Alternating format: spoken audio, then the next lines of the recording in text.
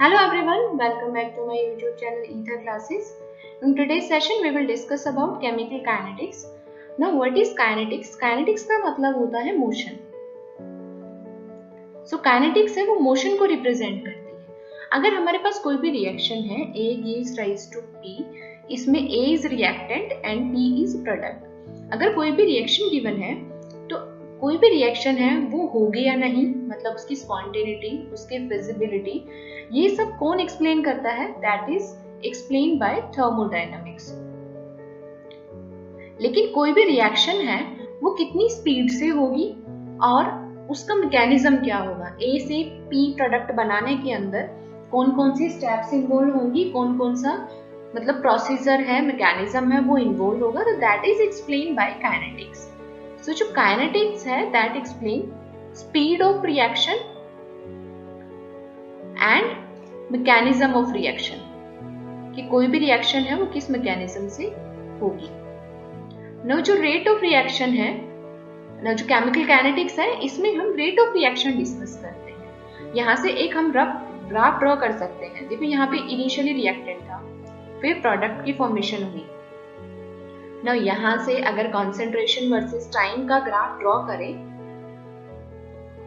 so initially concentration जो A reactant है उसकी concentration इनिशियली कितनी थी? सपोज इनिशियली 1 मोल था और बाद में क्या हो गया, उसकी concentration डिक्रीज हुई, क्योंकि जैसे जैसे रिएक्शन प्रोसीड करेगी वैसे वैसे जो रिएक्टेंट है उसकी concentration डिक्रीज करती चली जाएगी और प्रोडक्ट है उसकी concentration इंक्रीज करती चली जाएगी. सो कॉन्सेंट्रेशन वर्सेस टाइम का अगर ग्राफ अगर हम प्लॉट करते हैं, सो टाइम के साथ में ए रिएक्टेंट शुरू में इतना था, बाद में क्या है, जो ए रिएक्टेंट है उसकी कॉन्सेंट्रेशन डिक्रीज होगी. सो ग्राफ इस तरह से आ जाएगा. और जो पी प्रोडक्ट था इनिशियली 0 था या इनिशियली कुछ भी था, लेकिन हम यहाँ पे 0 लगा के चलते हैं कि इनिशियली पी था ही नहीं कुछ भी. तो इनिशियली अगर 0 था तो यहाँ से शुरू होगा ग्राफ और फिर बाद में क्या होगी, जो पी प्रोडक्ट है उसकी कॉन्सेंट्रेशन इंक्रीज करती हुई चली जाएगी. सो इस तरह से ग्राफ में हम रिप्रेजेंट कर सकते हैं रिएक्टेंट और प्रोडक्ट को. यहाँ से जो इंपॉर्टेंट पॉइंट है, यहाँ पे क्या है, देखो यहाँ पे है रिएक्शन है वो क्या हुई है, इस पॉइंट बार ऑब्जेक्टिव क्वेश्चंस में ऐसा ग्राफ गिवन होता है, पूछा जाता है कि इक्विलिब्रियम कहाँ पे अटेन हुआ है, मतलब इक्विलिब्रियम कहाँ पे रिप्रेजेंट करेंगे इस ग्राफ में. तो बहुत बार गलती हो जाती है कि हम नॉर्मली क्या कर देते हैं, हम बोल देते हैं यहाँ पे हो गया, लेकिन ये वो पॉइंट है जिसके ऊपर A और P दोनों की कॉन्सेंट्रेशन सेम है. ये वो पॉइंट है जिसमें रिएक्टेंट और product, this was for A, this was for P. सो यहाँ पे A और P हम दोनों की कॉन्सेंट्रेशन सेम हुई है, ये वो पॉइंट है. और दिस पॉइंट यहाँ पे जब कांस्टेंट हुआ है, दिस इज इक्विलिब्रियम पोजीशन. सो ये पॉइंट है, इसमें कभी भी कंफ्यूज नहीं होना है. नाउ नेक्स्ट इज कि जो रिएक्शन है, कोई भी रिएक्शन है उसकी स्पीड, मतलब किस प्रोसेस से किस स्पीड से रिएक्शन होगी, that is discussed in rate of reaction. So rate of reaction है वो किसी भी रिएक्शन की स्पीड को डिस्कस करता है. सो A से जो P की रिएक्शन थी, अगर उसमें हम रेट ऑफ रिएक्शन मेंशन करें तो वो क्या होगा, minus del A divided by del T equal to del P divided by del T. This bracket shows the concentration. अगर कोई गैसियस रिएक्शन होगी तो उसमें क्या होगा, यहाँ पे हम कॉन्सेंट्रेशन की बजाय प्रेशर शो करेंगे, लेकिन जनरली हम कॉन्सेंट्रेशन की रिएक्शन को ही मेंशन कर रहे हैं, गैसियस रिएक्शन को अभी फिलहाल नहीं लेके चलते हैं. सो रेट ऑफ रिएक्शन है वो इस तरह से हम रिप्रेजेंट करेंगे. नाउ यहाँ से इंपॉर्टेंट पॉइंट है कि जो रेट ऑफ रिएक्शन है इसके अंदर ये माइनस साइन क्या रिप्रेजेंट करता है. रिएक्टेंट है, रिएक्टेंट के सामने जो माइनस साइन लगा हुआ है किस चीज को रिप्रेजेंट करता है. तो इसमें हम क्या देख सकते हैं कि अगर सिर्फ हम रिएक्टेंट का ग्राफ ड्रॉ करते हैं, कॉन्सेंट्रेशन वर्सेस टाइम, सो यहाँ पे क्या होगा, this is time t1, concentration C1. This time is T2 and concentration C2. This is for A. तो यहाँ से हम क्या देख सकते हैं कि जब C1 टाइम था, C1 कॉन्सेंट्रेशन थी उस टाइम T1 टाइम था, C2 कॉन्सेंट्रेशन थी उस टाइम पे T2 टाइम था. C1 इनिशियल कॉन्सेंट्रेशन है, C2 फाइनल कॉन्सेंट्रेशन है. सो चेंज इन कॉन्सेंट्रेशन क्या हो गया, final minus initial. Change in time क्या हो गया, फाइनल माइनस इनिशियल। सो जो del A by del T था, इसके सामने हमने माइनस रिप्रेजेंट किया था रेट की टर्म में, this is rate. So final minus initial हो गया, इस टर्म को हमने रिप्रेजेंट कर दिया और इस टर्म के बाहर हमने माइनस साइन रिप्रेजेंट किया। सो माइनस साइन शो कर रहा है कि जो रिएक्टेंट है उसकी कॉन्सेंट्रेशन टाइम के साथ में डिक्रीज हुई है। और ये माइनस साइन है, ये हमने इसलिए यूज किया है। देखो यहाँ पे C2 और C1 में अगर ग्राफ में देखें तो C2 की वैल्यू कम है, C1 की वैल्यू ज्यादा है, मतलब C2 is less then C1। So C2 minus C1 ये पूरी टर्म क्या हो जाएगी, नेगेटिव। T2 माइनस T1 तो पॉजिटिव है क्योंकि T2 जो टाइम है that is more than T1, यहाँ पे ग्राफ से हम देख सकते हैं, लेकिन C2 है वो कम है। तो ये जो टर्म है वो नेगेटिव हो जाएगी और बाहर नेगेटिव साइन इसीलिए लगाया था ताकि रेट है वो पॉजिटिवली रिप्रेजेंट हो सके, क्योंकि रेट कभी भी नेगेटिव नहीं हो सकता। सो यहाँ से हम क्या रिप्रेजेंट करते हैं कि जो नेगेटिव साइन है वो हमने यहाँ पे जो ऑलरेडी रिएक्शन के अंदर जो रिएक्टेंट की डिक्रीज इन कॉन्सेंट्रेशन है उसको बैलेंस करने के लिए लगाया। और वी कैन से दैट जो रिएक्टेंट है उसकी कॉन्सेंट्रेशन टाइम के साथ में डिक्रीज होती है, सो इसलिए भी हम माइनस साइन यूज करते हैं। ना प्रोडक्ट है, टाइम के साथ में प्रोडक्ट की फॉर्मेशन होती है, सो इसीलिए प्रोडक्ट के सामने कोई भी माइनस साइन रिप्रेजेंट हमने नहीं किया है। जो रेट ऑफ रिएक्शन है उसको ब्रॉडली टू टर्म्स में डिफाइन किया गया है, मतलब टू टर्म्स में कैटेगराइज किया गया है। वन इज एवरेज रेट और another one is instantaneous rate. तो कोई भी रिएक्शन होगी उसका एवरेज रेट क्या होगा और इंस्टेंटेनियस रेट क्या होगा वो हम अभी देखते हैं। अभी जो रिएक्शन हमने डिस्कस की है उसमें हमने बहुत ही सिंपल रिएक्शन ली है, A gives rise to T। इसमें हमने कोई भी कोएफिशिएंट की इन्वॉल्वमेंट नहीं की है, लेकिन अगर कोएफिशिएंट आ जाते हैं तो उस टाइम रेट ऑफ रिएक्शन हम किस तरह से लिखेंगे।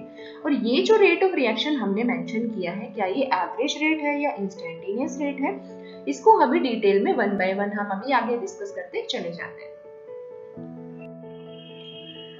सो एक एग्जांपल लेते हैं, suppose 2A plus 3B gives rise to 4C। So ये जो रिएक्शन है इसका रेट ऑफ रिएक्शन को ROR से रिप्रेजेंट करेंगे। Rate of reaction will be equal to -1/2 del A del T। यहाँ पे देखो क्या चीज इन्वॉल्व की है, -1/2 कहां से है।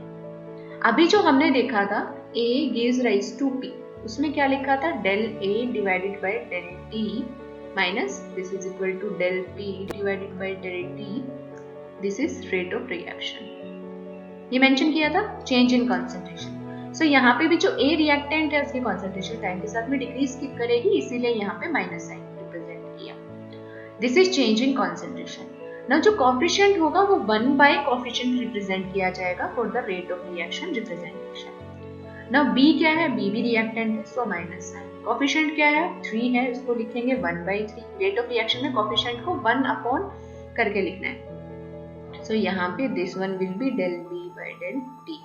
C इज प्रोडक्ट क्या है, फॉर्म हुआ है, सो पॉजिटिव आएगा। 4 कोएफिशिएंट है, so 1/4 del C divided by del T। So rate of reaction को हम इस तरह से रिप्रेजेंट कर सकते हैं। नाउ सेकंड इज, अगर इसी तरह से एक और एग्जांपल लेते हैं, 4A plus 5B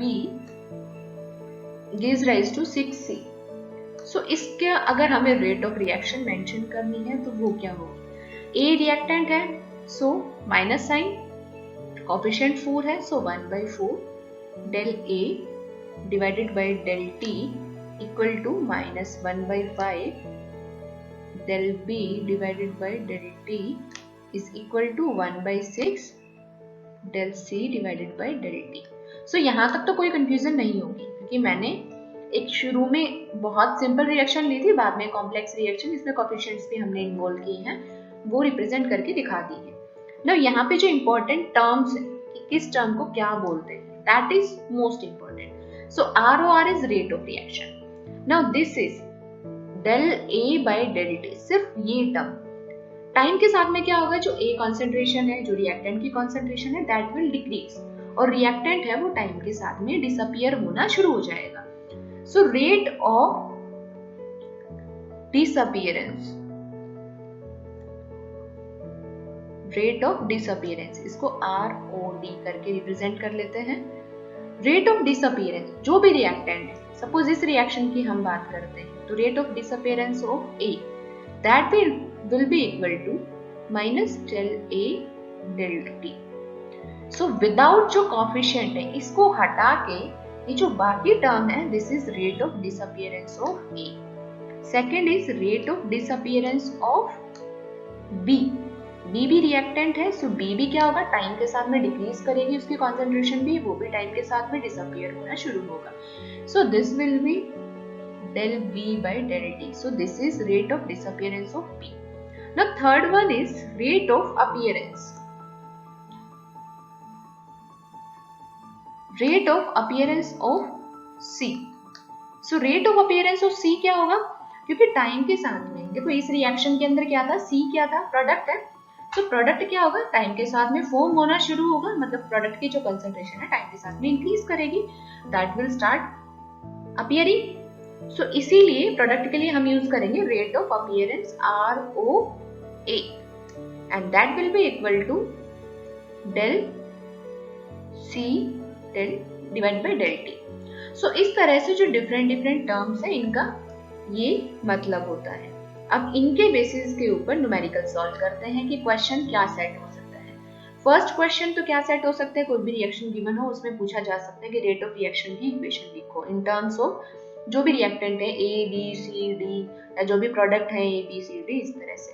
सो वो तो क्या हो गया, इस टर्म में रिप्रेजेंट करना हो गया।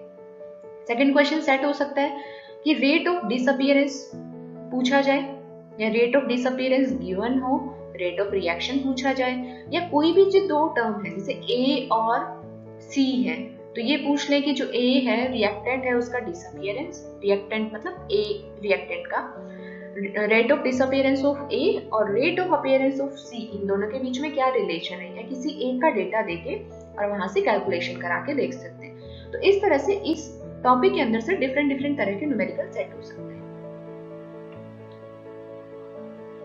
नाउ एक न्यूमेरिकल सॉल्व करके देखते हैं। 2A plus 4B gives rise to 5C. First is rate of reaction mention करना है क्या होगा। Second one is rate of disappearance of B represent करना है in terms of rate of reaction. Rate of reaction के term में rate of disappearance of B को represent करना है। Third is relation between rate of disappearance of A and rate of appearance of C। disappearance of A और appearance of C इनके बीच में relation mention करना है। So उसको किस तरह से solve करते हैं, चलो उसको देखते हैं। Now first is, यहाँ से solution देखते हैं। फर्स्ट क्या है, ये रिएक्शन है 2A plus 4B gives rise to 5C। अब रेट ऑफ रिएक्शन क्या होगी, so rate of reaction that will be equal to A और B के टर्म में अगर रेट ऑफ रिएक्शन लिखे, सो A रिएक्टेंट है सो माइनस, रिएक्टेंट क्या कर रहा है, टाइम के साथ में डिक्रीज हुआ है इसलिए माइनस साइन।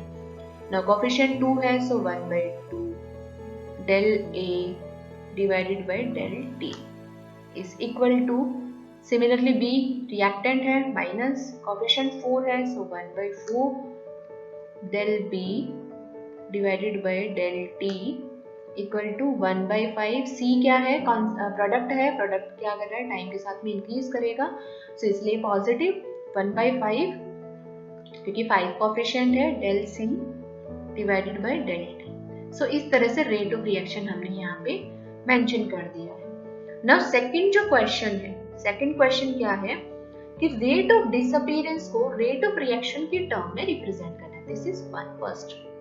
सेकंड पार्ट है वो क्या है, rate of disappearance of B। सो ये जो इक्वेशन है, कभी भी इस तरह का कोई भी क्वेश्चन आए तो ये इक्वेशन शुरू में आपको लिख लेनी है, इससे काफी हेल्प हो जाती है बाकी जो रिलेशंस है या बाकी जो भी आगे की डिटेल जो पूछी है क्वेश्चन में उसको सॉल्व करना है। सो B क्या है, rate of disappearance of B is this one, इसका और रेट ऑफ रिएक्शन का रिलेशन पूछे तो हम दोनों को इक्वेट कर सकते हैं। यहाँ पे ऑलरेडी सिर्फ हम यहाँ क्या लिखेंगे, rate of reaction that will be equal to 1 - 1/4 del B del T। Calculate क्या करना है? Rate of disappearance of B, so this is rate of disappearance of B and that will be equal to 4 times of rate of reaction। so इस तरह से हमने rate of disappearance of B को rate of reaction के term में represent कर दिया है। now थर्ड पार्ट में क्या है? रिलेशन मेंशन करना है rate of disappearance of A और rate of appearance of C। तो फर्दर जो हमने इनिशियल इक्वेशन लिखी थी उसमें देख लेते हैं। अपीयरेंस, ये डिसअपियरेंस हो गया A का, ये क्या हो गया? अपीयरेंस हो गया C का। दोनों को कंपेयर कर सकते हैं। -1/2 del A divided by del T that is equal to 1/5 del C divided by del T। so rate of disappearance of A that will be del A divided by del T is equal to 2 को अगर left right hand side में लेके जाएंगे तो क्या हो जाएगा? 2/5 del C divided by del T। so rate of disappearance of A that will be equal to 2/5 times of rate of appearance of C।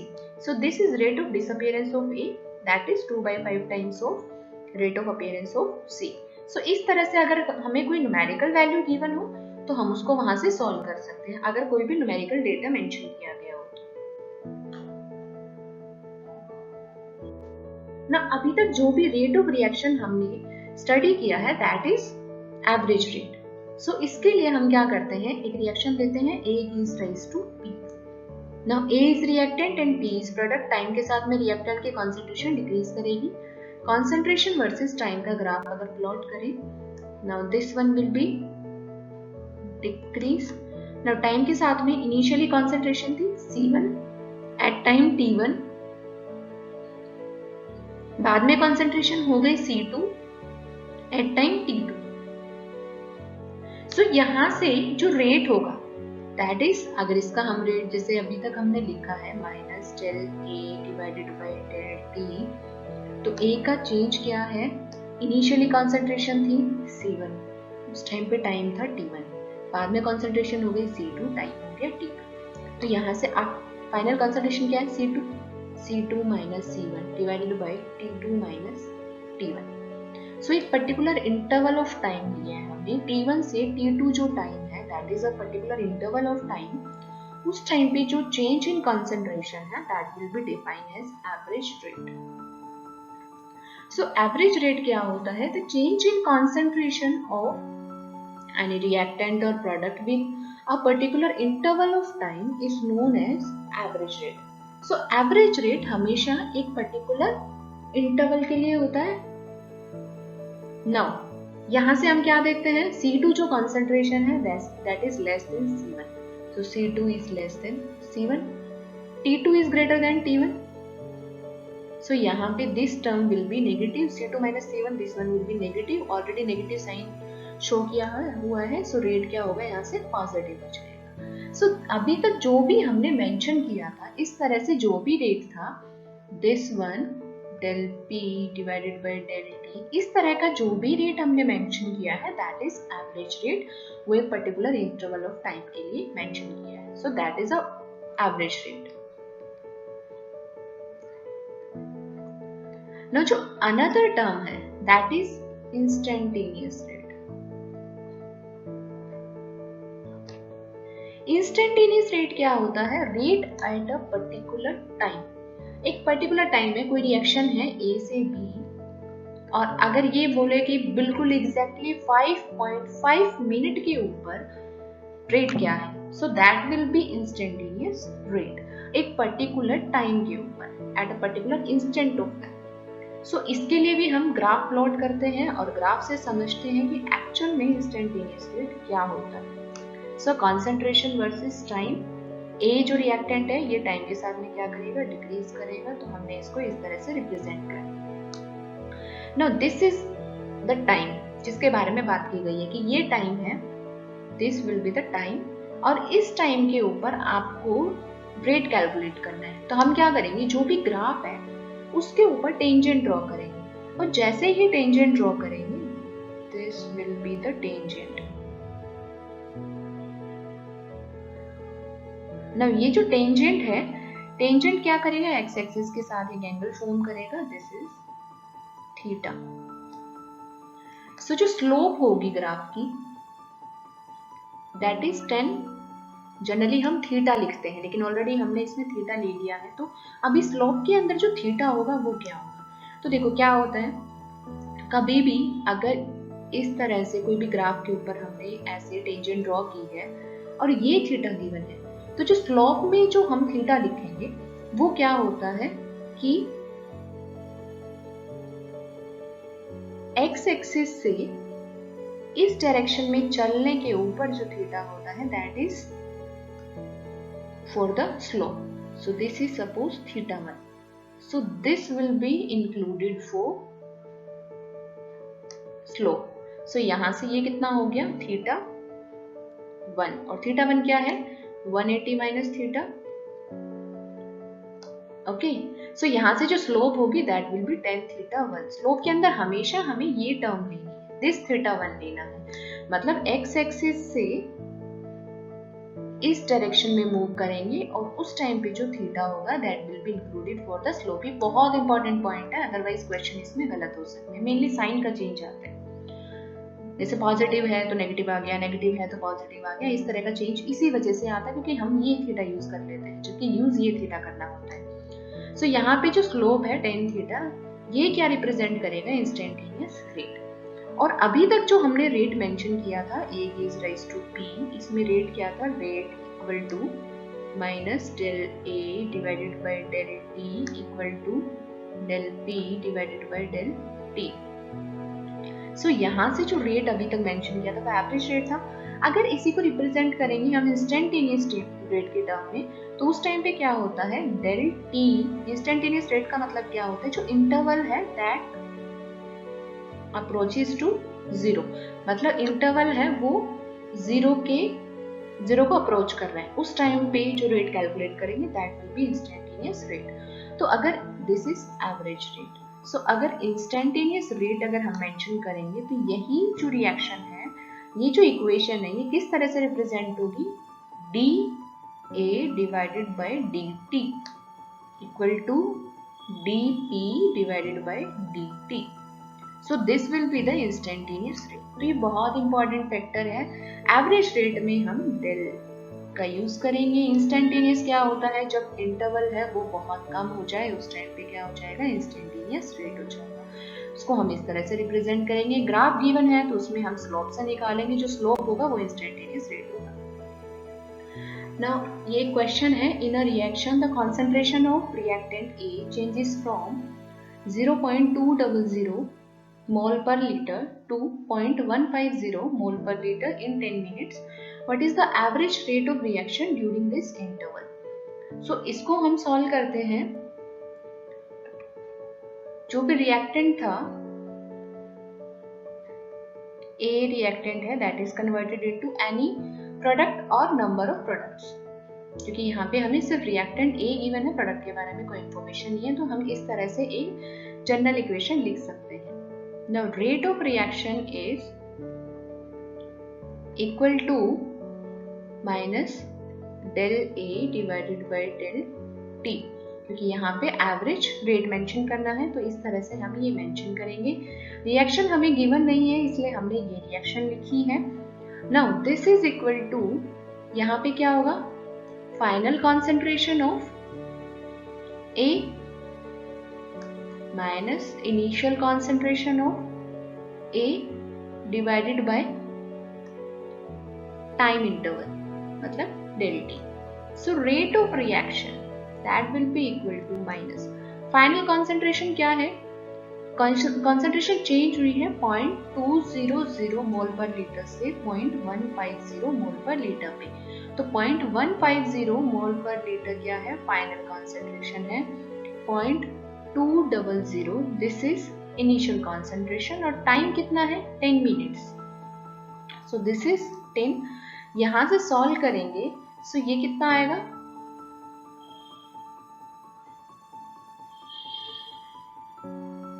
This will B this one, minus already था, यहां से minus आया, अंदर भी बाहर भी minus है, this will B plus divided by 10.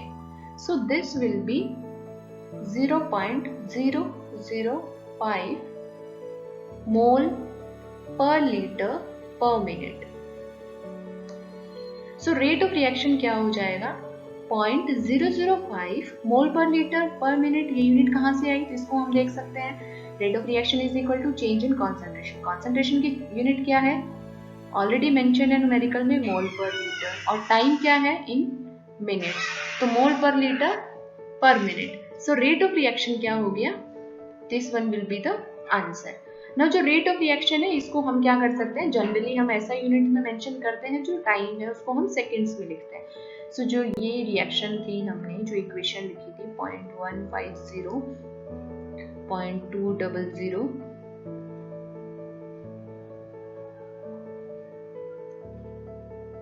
Divided by 10 minutes है. सो 60 सेकेंड्स 1 मिनट में, यहाँ से कन्वर्ट होगा कितना आ जाएगा 0.050 डिवाइडेड बाई 600. इसको हम कैलकुलेट करेंगे.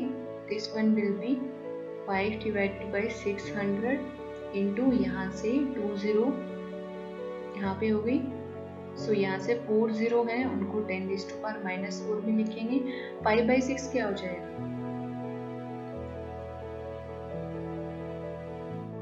0.8 समथिंग हो जाएगा, 0.8. This will B mole per litre per second.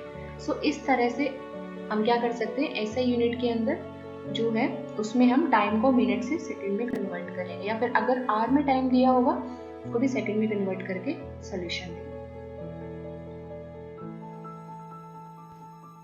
Now moving to the next question. Reaction given है Cl2 plus 2 iodide gives rise to 2 chloride ions plus I2. The initial concentration of iodide was this one and concentration after 10 minutes is this one. Calculate the disappearance of I negative and appearance of I2. So reaction given है that is Cl2 plus 2I negative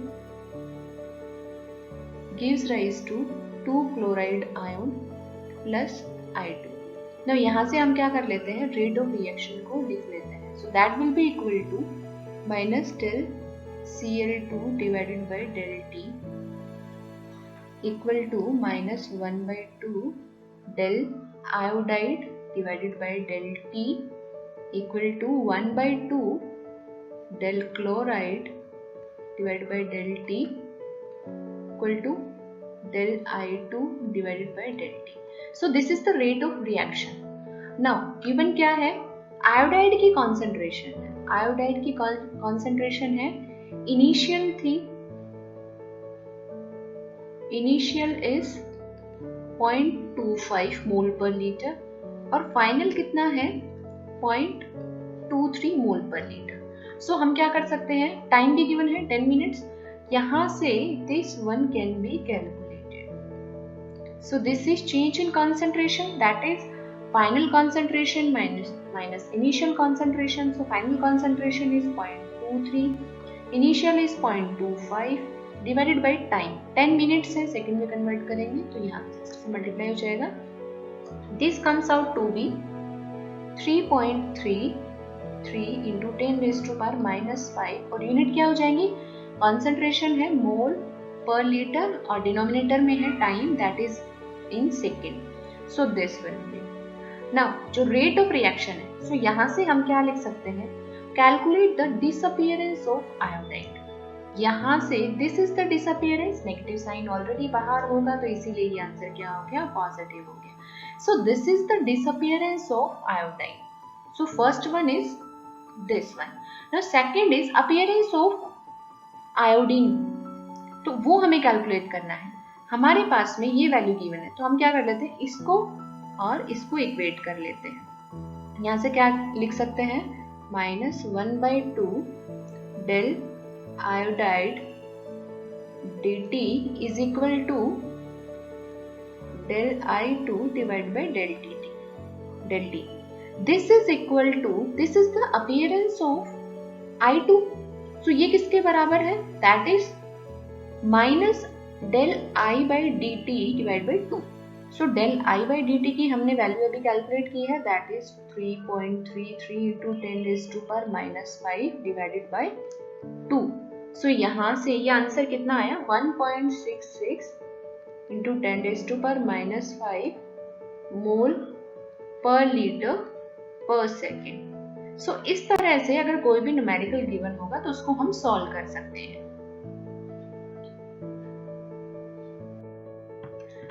hello आप करेंगे। First factor is nature of reactant.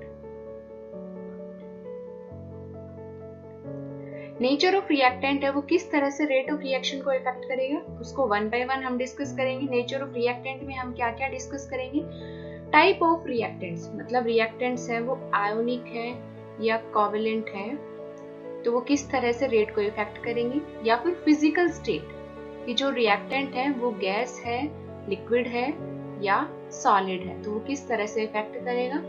And the next one is surface area, जो भी reactant है उसका surface area ज्यादा है या कम है, उससे रेट का क्या इफेक्ट होगा, तो उसको हम नेचर ऑफ रिएक्टेंट्स में डिस्कस करेंगे। Another factor is intensity of light.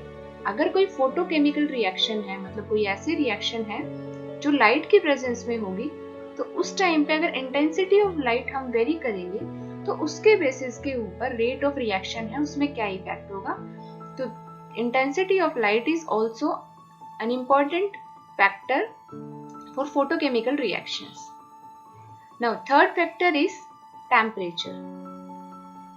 अगर हम टेम्परेचर वेरी करेंगे तो रेट ऑफ रिएक्शन किस तरह से वेरी करेगा। Next is catalyst. कैटलिस्ट को अगर वेरी करेंगे तो किस तरह से वेरी करेगा rate of reaction. Last one is concentration of reactant. अगर रिएक्टेंट की कॉन्सेंट्रेशन को इंक्रीज करते हैं या डिक्रीज करते हैं तो रेट ऑफ रिएक्शन कम होगा या ज्यादा होगा, उसको हम डिटेल में डिस्कस करेंगे। So let's start. Now first is nature of reactant. So nature of reactant में जो हम फर्स्ट डिस्कस करेंगे दैट इज कि जो रिएक्शन है, रिएक्शन में जो रिएक्टेंट है वो किस तरह की है, रिएक्टेंट आयोनिक है या कोवेलेंट है। उसको हम नेचर ऑफ रिएक्टेंट में फर्स्ट केस है यहाँ पे कंसिडर करके चलेंगे। अगर कोई आयोनिक रिएक्शन है तो उसका रेट ऑफ रिएक्शन बहुत फास्ट होता है। अगर कोई आयोनिक रिएक्टेंट्स होंगे, जैसे for example NaBr plus AgNO3 gives rise to NaNO3 plus AgBr। यहाँ से AgBr का प्रेसिपिटेट फॉर्म होता है। So this is an ionic reaction. Now इसमें जो रिएक्टेंट है वो भी आयोनिक है। यहाँ पे सोडियम आयन, ब्रोमाइड आयन, यहाँ पे silver ion and nitrate ion.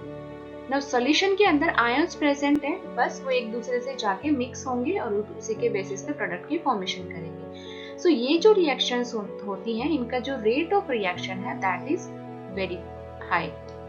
So rate of reaction इसका बहुत फास्ट होता है, रेट ऑफ रिएक्शन बहुत हाई होते हैं। इसी के अंदर हम न्यूट्रलाइजेशन रिएक्शंस को भी डिस्कस करते हैं। जैसे स्ट्रॉन्ग एसिड है, उसके अंदर अगर स्ट्रॉन्ग बेस को हमने मिक्स किया so there will be formation of salt plus water. So यहाँ से भी H पॉजिटिव, Cl नेगेटिव, यहाँ से Na पॉजिटिव, OH नेगेटिव, और यहाँ से H positive OH negative combine करके वाटर की फॉर्मेशन करेंगे। Na पॉजिटिव Cl नेगेटिव है वो NaCl की फॉर्मेशन करेंगे। सो इस तरह की जो आयोनिक रिएक्शंस हैं उनमें रेट ऑफ रिएक्शन बहुत फास्ट होता है। Second one is covalent reactant. अगर रिएक्टेंट कोवेलेंट है तो उसमें रेट ऑफ रिएक्शन किस तरह से इफेक्ट होगा। सो रिएक्टेंट अगर कोवेलेंट है, suppose 2 molecule of H2 plus O2 gives rise to 2 molecules of water.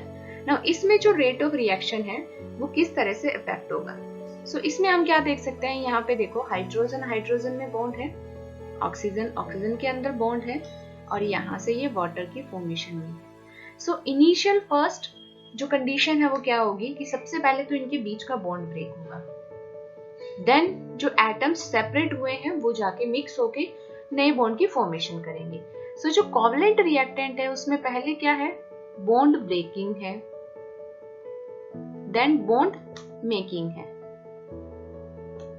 So bond breaking और बॉन्ड मेकिंग, मतलब बॉन्ड ब्रेकिंग से जो बॉन्ड मेकिंग है वो जो रिएक्शन है उसमें क्या होगा, टाइम लगेगा। सो इस वजह से जो कोवेलेंट रिएक्टेंट्स होंगे उनका जो रेट ऑफ रिएक्शन होगा वो क्या होगा, लो होगा और लेस होगा। इसी में नेक्स्ट एग्जांपल देख सकते हैं, N2 plus 3H2 gives rise to 2 molecules of ammonia।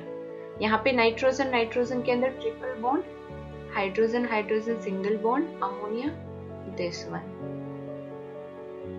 Now यहाँ से क्या होगा, फर्स्ट वन इज कि जो नाइट्रोजन नाइट्रोजन का जो बॉन्ड है पहले वो ब्रेक करेगा, हाइड्रोजन हाइड्रोजन का बॉन्ड ब्रेक करेगा, देन कॉम्बिनेशन होगी और बॉन्ड फॉर्मेशन होगा। सो इस तरह से हम क्या बोल सकते हैं, यहाँ पे भी बॉन्ड ब्रेकिंग है देन बॉन्ड मेकिंग है। सो जो आयोनिक रिएक्टेंट्स होंगे उनमें ऑलरेडी आयंस प्रेजेंट है, इलेक्ट्रोस्टैटिक फोर्स ऑफ अट्रैक्शन से एक दूसरे से कनेक्टेड है। सो जिस तरह से जैसे ही सॉल्यूशन में आयंस है, NaBr के सॉल्यूशन में AgNO3 को ऐड करेंगे तुरंत रिएक्शन हो जाएगी, सो रेट ऑफ रिएक्शन फास्ट हो जाएगा। लेकिन अगर कोवेलेंट रिएक्टेंट है तो वहां पे क्या होगा, फर्स्ट जो बॉन्ड है रिएक्टेंट के अंदर वो इंडिविजुअल जो रिएक्टेंट है उनके बॉन्ड ब्रेक होंगे, देन जो रिएक्टेंट्स हैं, टू रिएक्टेंट्स हैं, वो आपस में कंबाइन करके बॉन्ड की फॉर्मेशन करेंगे। सो ये जो प्रोसेस है ये बहुत स्लो होती है, इसी वजह से इनका रेट ऑफ रिएक्शन है वो कम होता है। Now second parameter is physical state of reactants। reactants का physical state है वो किस तरह से डिफाइन करता है रेट ऑफ रिएक्शन को। मतलब अगर हमने रिएक्टेंट लिए गैसियस और लिक्विड और सॉलिड, तो उसके बेसिस के ऊपर रेट ऑफ रिएक्शन कैसे चेंज होगा। सो जब भी हम डिस्कस करते हैं हम देखते हैं कि जो गैसियस रिएक्टेंट है उनका रेट ऑफ रिएक्शन हमेशा ज्यादा होता है as compare to liquid followed by solid. तो इसका रीजन क्या है कि जो गैसियस रिएक्टेंट है उनमें क्या होता है, जो गैसियस रिएक्टेंट है वो फ्री होते हैं मूवमेंट के लिए फ्री होंगे, उनका जो मूवमेंट होगा वो रैंडम होगा।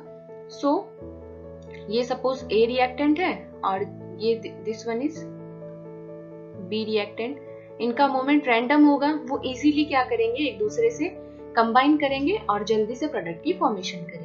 सो गैसियस रिएक्टेंट में क्या होता है, रैंडम मूवमेंट की वजह से कोलिजन होने के चांसेस ज्यादा हो जाते हैं, जिसकी वजह से प्रोडक्ट जल्दी फॉर्म होने के चांसेस होते हैं। जबकि अगर सॉलिड में देखें तो सॉलिड में क्या होती है, कॉम्पैक्ट पैकिंग होती है, यहाँ पे मूवमेंट है, रैंडम मूवमेंट बहुत कम होता है और निग्लेजिबल होता है। इस वजह से जो मॉलिक्यूल्स हैं वो इजीली कंबाइन नहीं कर पाते हैं, मतलब उनको कंबाइन करने में टाइम लगता है और प्रोडक्ट की फॉर्मेशन होने में टाइम लगता है। सो फिजिकल स्टेट है वो भी एक बहुत इंपॉर्टेंट पैरामीटर है for the rate of reaction. एक और डिस्कस करते हैं हम कि अगर होमोजीनियस रिएक्टेंट है,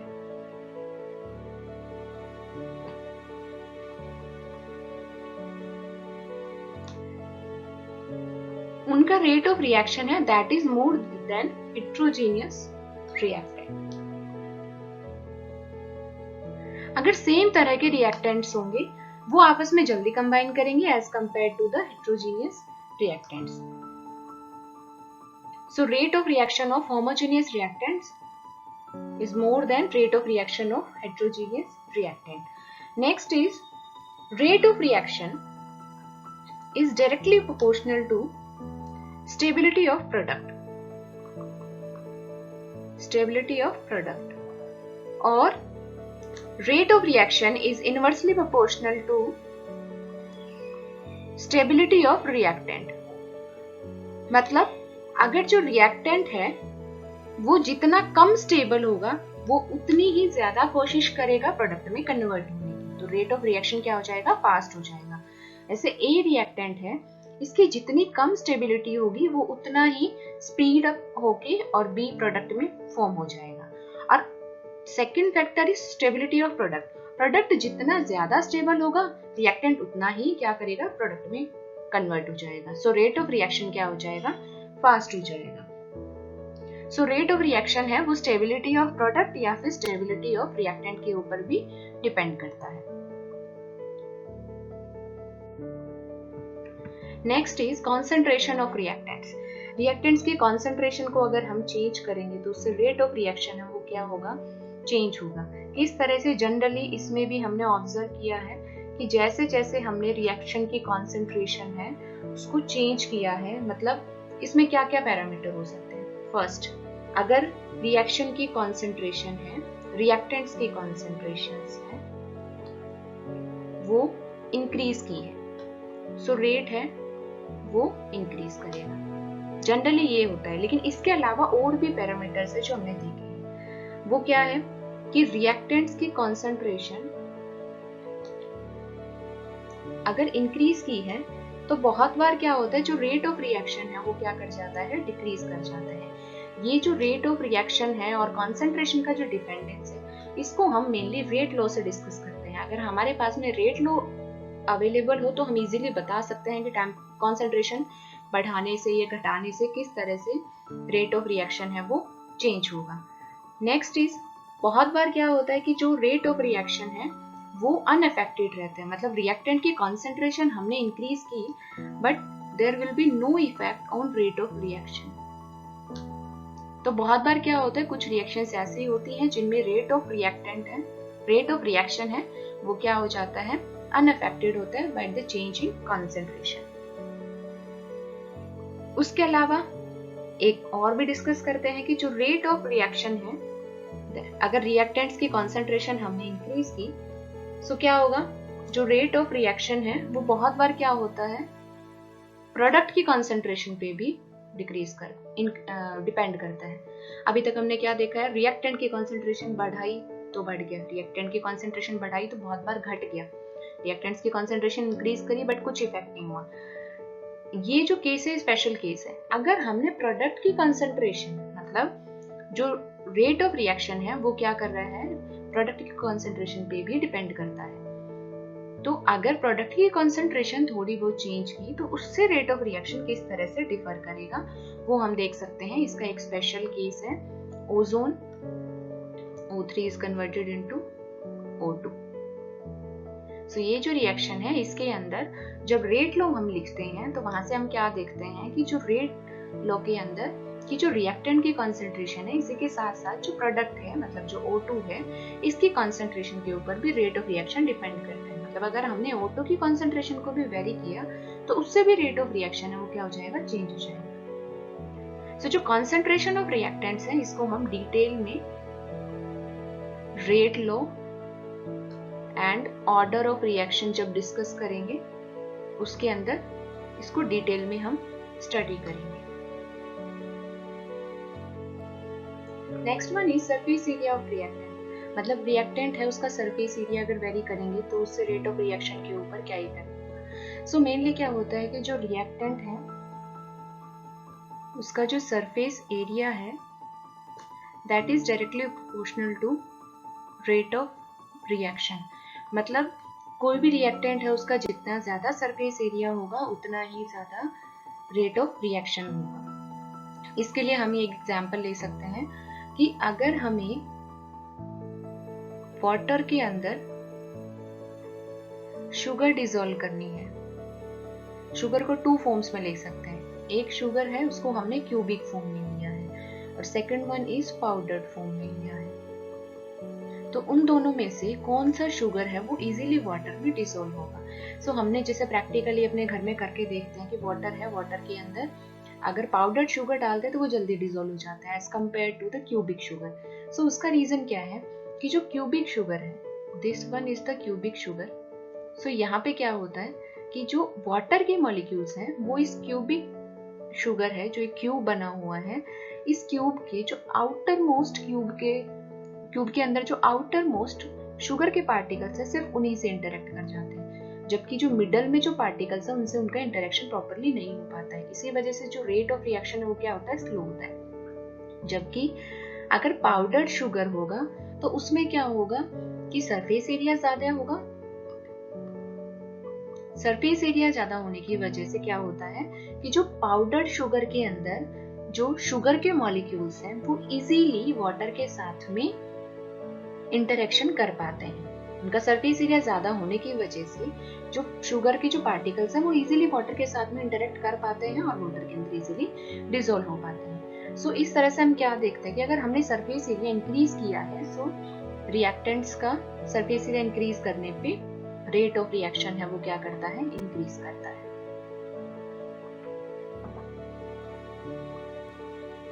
next is intensity of light. So intensity of light जो कॉन्सेप्ट है this is applicable only for photochemical reaction. मतलब वो रिएक्शन जो लाइट के प्रेजेंस में होती हैं, उन रिएक्शंस के अंदर ही हम इंटेंसिटी का फैक्टर है वो कंसिडर करेंगे, और जो रिएक्शन लाइट के प्रेजेंस में नहीं होती उसमें इंटेंसिटी का कोई रोल नहीं होगा। नाउ इंटेंसिटी ऑफ लाइट है जो फोटोकेमिकल रिएक्शंस होंगी, उसमें इंटेंसिटी ऑफ लाइट है उसको हम जितना इंक्रीज करेंगे उससे क्या होगा, नंबर ऑफ फोटोन्स इंक्रीज होंगे, और नंबर ऑफ फोटोन्स इंक्रीज करेंगे मतलब जो रेट ऑफ रिएक्शन है वो क्या करेगा, इंक्रीज करेगा। जैसे फॉर एग्जांपल हम एक फोटोकेमिकल रिएक्शन ले लेते हैं, जैसे H2 gas that is convert reacted with Cl2 gas in presence of light, that is H nu, there will be formation of two molecules of HCl.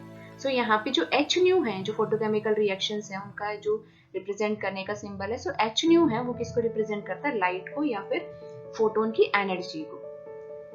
ठीक है, तो अगर हमने इंटेंसिटी ऑफ लाइट है उसको इंक्रीज कर दिया, फोटोन्स इंक्रीज करेंगे और रेट ऑफ रिएक्शन इंक्रीज करेगा। अब इंटेंसिटी ऑफ लाइट को हम समझने के लिए ये कर सकते हैं कि कोई भी रिएक्शन है वो हमने सपोज लाइट प्रोवाइड की in the form of bulb, bulb से हमने लाइट प्रोवाइड की है। एक हमने लिया 60 वॉट का बल्ब और एक हमने लिया 100 वॉट का बल्ब। सो 100 वॉट का बल्ब है उसकी इंटेंसिटी ज्यादा है as compare to 60 watt bulb. So 100 watt का जो बल्ब होगा उसकी इंटेंसिटी ज्यादा होगी, मतलब नंबर ऑफ फोटोन ज्यादा प्रोवाइड करेगा वो, और उससे रेट ऑफ रिएक्शन है वो इंक्रीज करेगा। Next one is catalyst. So catalyst क्या होता है, कैटलिस्ट रिएक्शन को स्पीड अप करता है या रिएक्शन की स्पीड को डिक्रीज करता है। हम यहाँ पे सिर्फ पॉजिटिव कैटलिस्ट के बारे में डिस्कस करेंगे जो किसी भी रिएक्शन की स्पीड को स्पीड अप करता है। सो कैटलिस्ट क्या होता है, कैटलिस्ट वो केमिकल सब्सटेंस होता है which alters the rate of chemical reaction without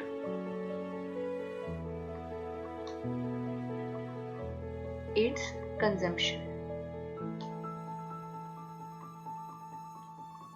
so catalyst है वो क्या करेगा, किसी भी केमिकल रिएक्शन है उसके रेट को अल्टर करेगा। अल्टर करना मतलब रेट को या तो इंक्रीज करेगा या डिक्रीज करेगा।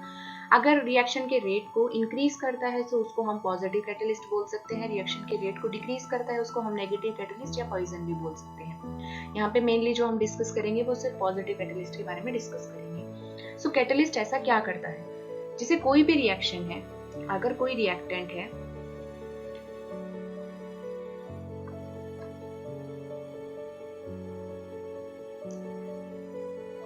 अगर कोई रिएक्टेंट है ए और वो प्रोडक्ट में कन्वर्ट हुआ है, सो वो डायरेक्ट प्रोडक्ट में कन्वर्ट नहीं होगा, वो एक ट्रांजिशन स्टेट के थ्रू प्रोडक्ट में कन्वर्ट होगा। सो this is the transition state. Now यहाँ से क्या हुआ कि जो ए और बी के बीच में, this is the energy for A and B.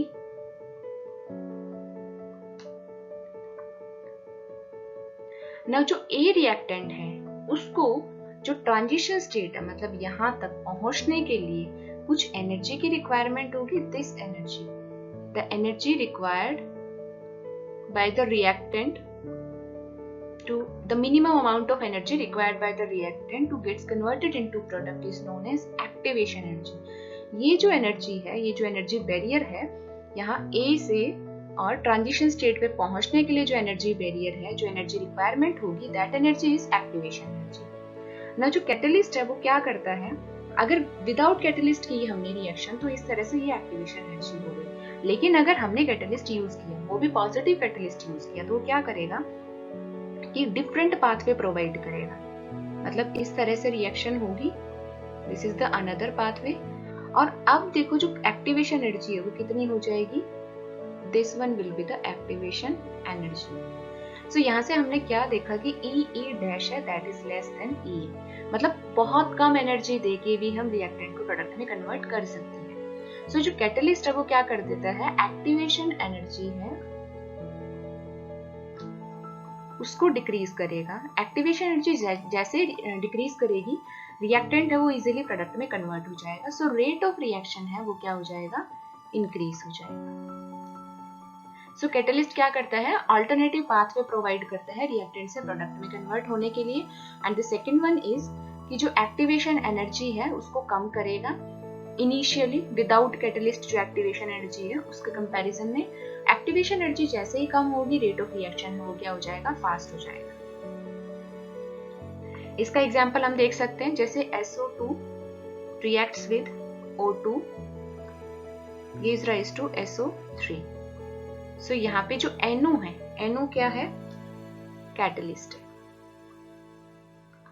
जब इसकी रेट ऑफ रिएक्शन या फिर इसका जो रेट लॉ लिखेंगे उसके अंदर जो NO है उसका कंट्रीब्यूशन होता है। सो जो रेट ऑफ रिएक्शन है इसका वो डायरेक्टली प्रोपोर्शनल है NO की कंसंट्रेशन के ऊपर।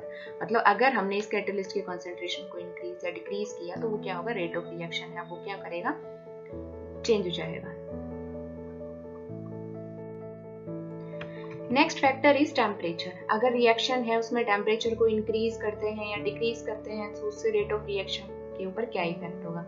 जनरली हम जो भी इक्वेशंस लेते हैं, जनरली जो भी रिएक्शंस लेते हैं उसमें हमने जनरली क्या ऑब्जर्व किया है कि अगर टेम्परेचर को इंक्रीज करते हैं सो रेट ऑफ रिएक्शन है वो इंक्रीज करता है। रीजन क्या है, टेम्परेचर इंक्रीज करेंगे मॉलिक्यूल्स है उनकी काइनेटिक एनर्जी इंक्रीज करेगी। काइनेटिक एनर्जी इंक्रीज करेगी उससे क्या होगा, मॉलिक्यूल्स है उनका बम्बार्डमेंट इंक्रीज करेगा। मतलब जो मॉलिक्यूल्स हैं उनका कोलिजन इंक्रीज करेगा, मॉलिक्यूल इजीली एक दूसरे से कोलाइड कर पाएंगे और उसकी वजह से क्या होगा, जो रेट ऑफ रिएक्शन है दैट विल इंक्रीज। जो रिएक्टेंट है वो इजीली प्रोडक्ट में कन्वर्ट हो जाएगा। सो जो जनरल हमने ऑब्जर्व किया है वो क्या है कि अगर टेम्परेचर इंक्रीज किया तो रेट ऑफ रिएक्शन है वो इंक्रीज करती है। अगर डेटा वाइज बात करें तो क्या बोल सकते हैं कि अगर 10 डिग्री टेम्परेचर हमने इंक्रीज किया है सो जो रेट ऑफ रिएक्शन है वो क्या हो जाएगा, 2 टाइम्स और 3 टाइम्स। मतलब अगर 10 डिग्री हमने टेम्परेचर है उसको राइज कर दिया है, जैसे 20 डिग्री था पहले और बाद में हमने 30 डिग्री कर दिया है टेम्परेचर, तो जो रेट ऑफ रिएक्शन है वो क्या हो जाएगा, या तो डबल हो जाएगा या ट्रिपल हो जाएगा। सो 2 टाइम्स टू 3 टाइम्स है वो क्या हो जाएगा, रेट ऑफ रिएक्शन हो जाएगा। ये जो टर्म है कि rate of reaction becomes 2 times, doubled और ट्रिपल, इसको हम किस में डिस्कस करेंगे, ये क्या होता है, टेम्परेचर कोएफिशिएंट होता है।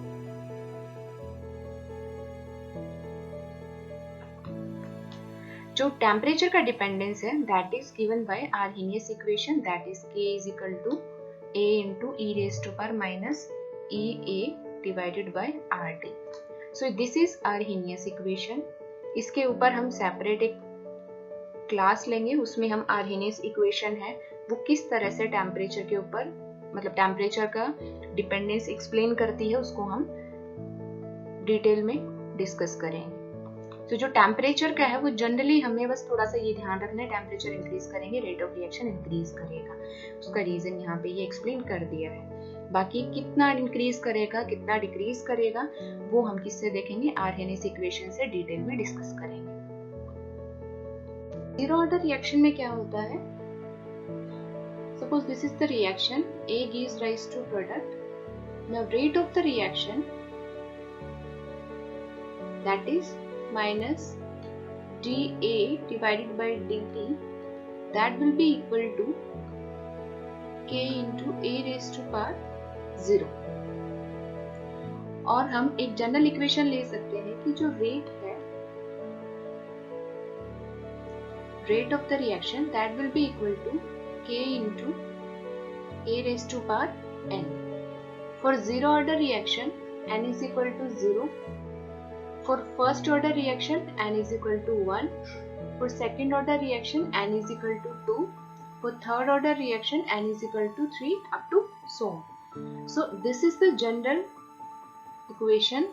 इस इक्वेशन से फर्दर हम zero order, first order, second order, third order reaction है उसका इंटीग्रेटेड रेट इक्वेशन को आगे डराइव कर सकते हैं। Now for zero order n is equal to 0, so the rate will be equal to minus dA divided by dt is equal to K, क्योंकि यहाँ पे A की पावर 0 है, A की power 0 is equal to 1, now dA is equal to minus K dt, और इस equation को अगर इंटीग्रेट करेंगे from initial concentration of A to concentration of A at particular time t, और dt को इंटीग्रेट करेंगे from 0 to t. Now integration of dA will be A. So this is the integration of dA. Now from A naught to AT. Now integration of dt will be t. So t, lower limit t, upper limit is lower limit 0, upper limit is t. Now यहाँ से first is upper limit को put करेंगे. So AT minus A naught is equal to minus K T minus 0. So जो final equation हम यहाँ से find out करते हैं that is AT minus A naught is equal to minus KT. So ये जो equation है इसको हम use करेंगे numerical purpose के लिए और graphical representation के लिए. Now graphical representation के लिए जो equation हमने अभी derive की थी that is AT minus A naught is equal to minus KT, और AT is equal to minus KT plus A naught. So इसको अगर हम compare करते हैं y is equal to mx plus c. So अगर हम ग्राफ प्लॉट करते हैं y एक्सिस के ऊपर AT, x एक्सिस के ऊपर t, तो ग्राफ किस तरह से ऑब्टेन होगा?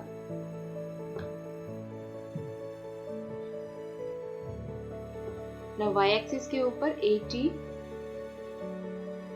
concentration of A at a particular time t, x axis के ऊपर t.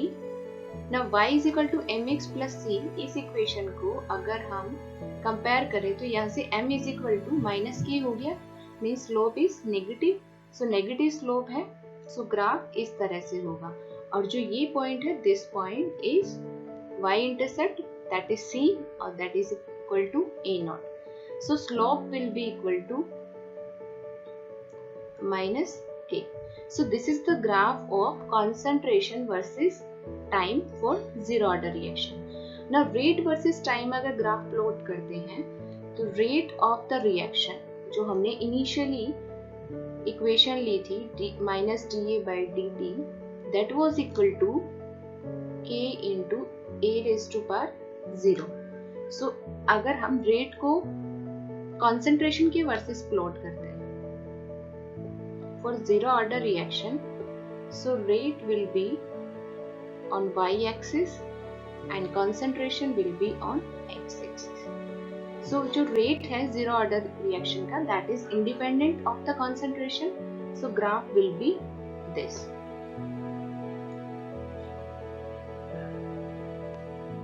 Now अभी जो हमने ग्राफ ड्रॉ किया है, जो हमारे पास इक्वेशन थी, that is AT is equal to A naught minus KT. So इसमें जब ग्राफ ड्रॉ किया था y is equal to mx plus c. So c will be this A naught and x will be t, m will be minus k, and y is equal to concentration of A at any time t. So अगर हम graph draw करते हैं तो graph क्या आया था इसका कि इधर हमने कॉन्सेंट्रेशन को प्लॉट किया था और इस तरफ एक्स एक्सिस के ऊपर टाइम को प्लॉट किया था, और ये इस तरह से ग्राफ आता है. So this is A naught, that is Y intercept, और जो स्लोप थी वो स्लोप क्या लिखी थी? माइनस के लिखी थी ना. जो माइनस के स्लोप है वो माइनस के का मतलब क्या है कि स्लोप आती है हमेशा tan theta, that is this one. So यहाँ से अगर ये हमें 45 डिग्री गिवन है, so this theta, this is the theta, that is ये कितना हो जाएगा 180 माइनस 45.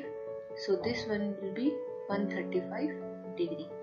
तो यहाँ से हम क्या बोल सकते हैं कि जो स्लोप होगी, स्लोप विल बी मतलब minus K and that is equal to tan theta and this is equal to tan theta is 135.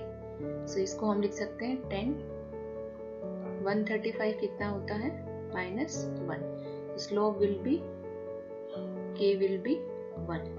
तो इस तरह से अगर कोई भी क्वेश्चन आता है, कोई भी ग्राफ गिवन हो और उसके अंदर ये जो इनर साइड का एंगल है, अगर जो इनर साइड का दिस एंगल अगर ये गिवन हो तो हमें कंफ्यूज नहीं होना है जो आउटर साइड का. जैसे अगर ये ग्राफ है और ये एंगल गिवन है, ठीक है, तो जो हमारा थीटा होगा, theta will be from X axis to this line. X axis से हमें इस लाइन की तरफ मूव करेंगे. So this one will be the theta और this one will be the contributing theta for the slope. अब एक नेक्स्ट क्वेश्चन सॉल्व करके देखते हैं कि अगर ग्राफ गिवन है concentration versus time, concentration on y axis and time on x axis, और this graph is given. Now अगर this is for zero order reaction, this is also mention. Zero order reaction के लिए ये एक graph given है और इसके अंदर this one is 30 degree. Now what will be the slope? Slope क्या होगी? सो slope will B minus K and minus के will be tan theta and theta will B this theta. This is 180 minus 30, so this one will be 150. So tan theta tan 150. और tan 150 की जब हम value calculate करते हैं तो कैसे calculate करेंगे? सेकेंड क्वाड्रेंट में जाएगा 180 minus 30. So this one will be minus tan 30 and this one will be minus tan 30 is 1 by root 3. So जो स्लोप होगा that is minus k और माइनस के होगा, सो माइनस 1 by root 3 है. So k की जो value आएगी that will B 1 by root 3. ना यूनिट क्या होगी k की? मोल per litre per second. Similarly जब यहाँ पे हमने 1 कैलकुलेट किया था तो यहाँ पे भी यूनिट होगी मोल per litre per second for zero order reaction. So इस तरह से अगर जीरो ऑर्डर रिएक्शन है और उसके अंदर अगर हमें ग्राफिकली कभी भी स्लोप कैलकुलेट करनी है तो जो थीटा है that is the important factor कि कौन सा थीटा हम कंसिडर करेंगे. Now calculation of half life. So half life की कैलकुलेशन कैसे करेंगे? जो इनिशियल जो रेट इक्वेशन थी that is a not minus at minus a naught that is equal to minus kt. So half life क्या होती है? Half life is equal to T is equal to T half when the concentration at a particular time that becomes equal to half of the initial concentration. So एक particular time के ऊपर अगर concentration of the reactant becomes equal to half of the initial concentration of the reactant, then at that time the time is known as half life. सो अगर AT की जगह हम ये value place करते हैं, so what will happen? AT की जगह A not by 2 minus A nought, this is equal to minus K into T half. अगर यहाँ से एलसीएम लेते हैं so 2 will be the LCM A not minus 2 A nought और this is equal to minus K T half. इसको solve करेंगे so a nought divided by 2 will be, दोनों side से यहाँ से माइनस a नॉट आएगा और यहाँ से माइनस k था, so minus will cancel out, so k t half. So अगर t हाफ हम कैलकुलेट करते हैं that is equal to a nought divided by 2k. So अगर ग्राफ प्लॉट करते हैं so this is y is equal to mx plus c. So c यहाँ पे कितना है? 0. सो y एक्सिस के ऊपर अगर t हाफ प्लॉट करते हैं, सो y axis this is t half और x एक्सिस के ऊपर अगर कंसंट्रेशन प्लॉट करते हैं, इनिशियल कंसंट्रेशन, सो ग्राफ क्या आएगा? ग्राफ यहाँ से स्लोप कितनी आ जाएगी? 1/2k. So this will be the graph. Slope is equal to 1/2 k और y इंटरसेप्ट क्या हो गया 0 हो गया, इसीलिए जो ग्राफ है वो ओरिजिन से पास हो गया। सो हाफ लाइफ कितनी होगी जीरो ऑर्डर रिएक्शन के लिए? Half life will be t half is equal to initial concentration of the reactant divided by 2k।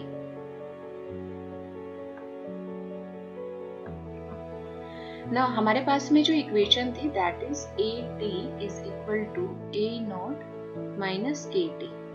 इसके अंदर जो A नोट है, A नोट क्या है? Initial concentration. A naught is initial concentration, K is rate constant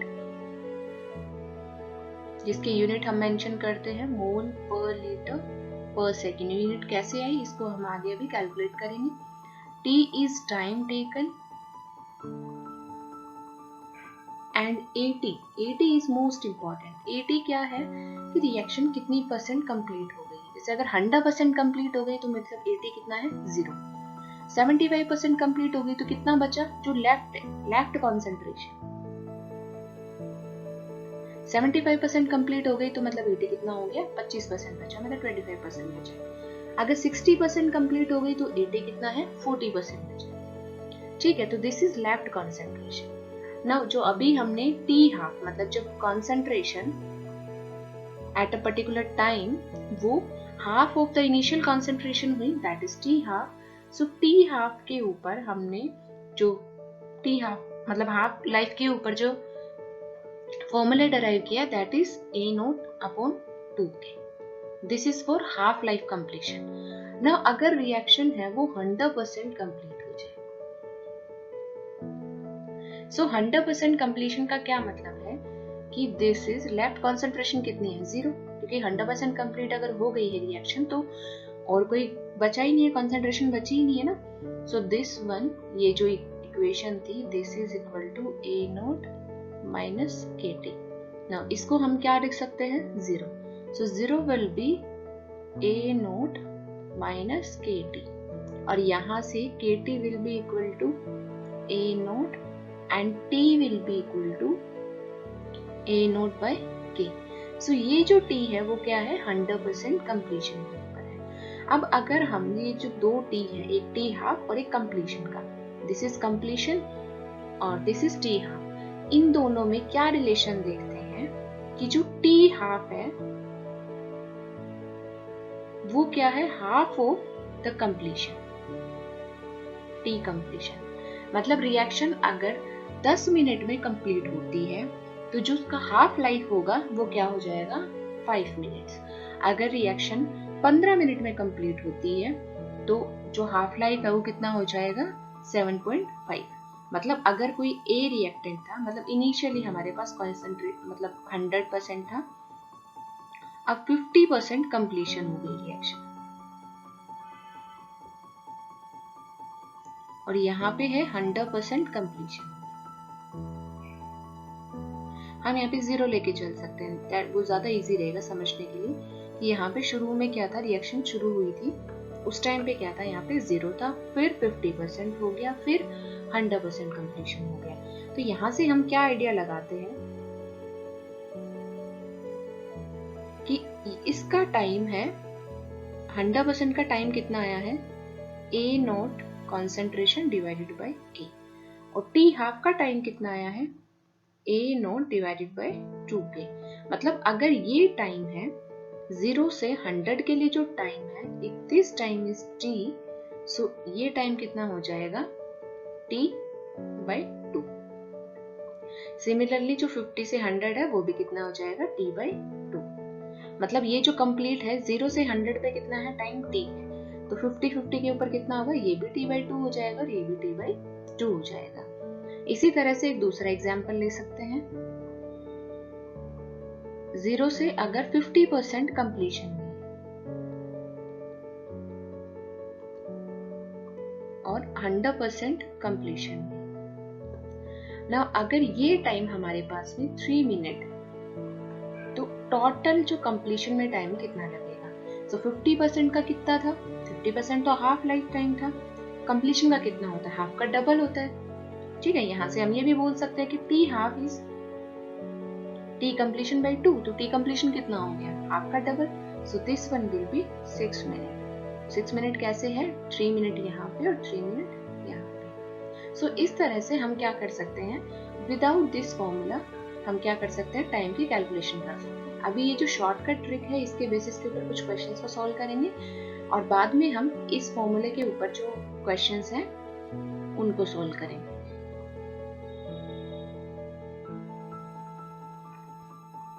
ना जो question है वो है कि ए से, मतलब ए जो रिएक्टेंट था वो 50% कंप्लीशन हुआ उसका, देन 100% कंप्लीशन।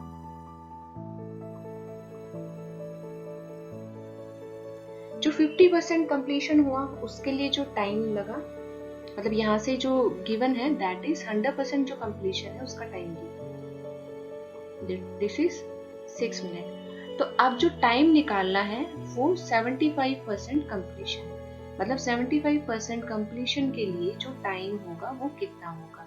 तो एक ऑप्शन तो है कि जो हमने ये जो फॉर्मूला लिखा था AT is equal to A note minus KT, या तो इसमें पुट करके हम टाइम कैलकुलेट करके देखें, या फिर जो अनदर ऑप्शन है वो क्या कर सकते हैं कि जो हमने जो एक ट्रिक बनाई है, मतलब ये जो ट्रिक निकाली थी इससे निकाल सकते हैं। 6 मिनट है ओवरऑल का, तो हाफ का कितना हो गया, 3 मिनट ना। अगर ये भी 3 मिनट है तो ये भी कितना है, 3 मिनट है।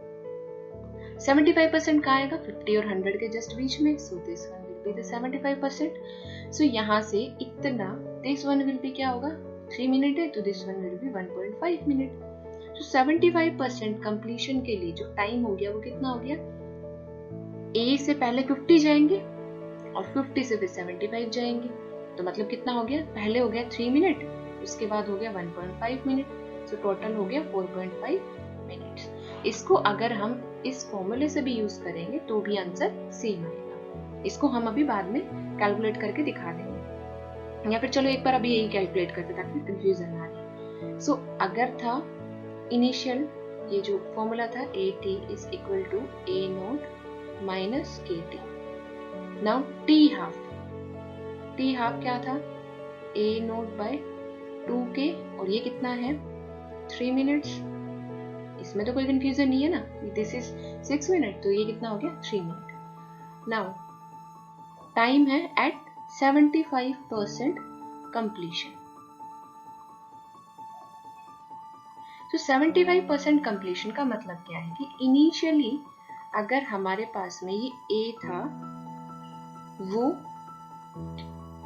दिस वन A था, स्मॉल a था, तो 75% कंप्लीशन का मतलब क्या है कि AT कितना है, मतलब 25% बचा है, इसका 25% इनिशियल कंसंट्रेशन का, तो A का 25%, 25 by 100, सो A by 4, मतलब A by 4 हो गया AT। Now, अगर यहाँ से कैलकुलेट करेंगे, ये जो फॉर्मूला है इसे पुट करेंगे, सो AT will be A by 4, this is A minus K into T, this is T 75%। सो यहाँ से हम क्या निकाल सकते हैं कि T 75% that will be equal to A minus A by 4, यहाँ से अगर एलसीएम लेंगे 4, तो 4 minus 4A minus A that is 3 by 4A।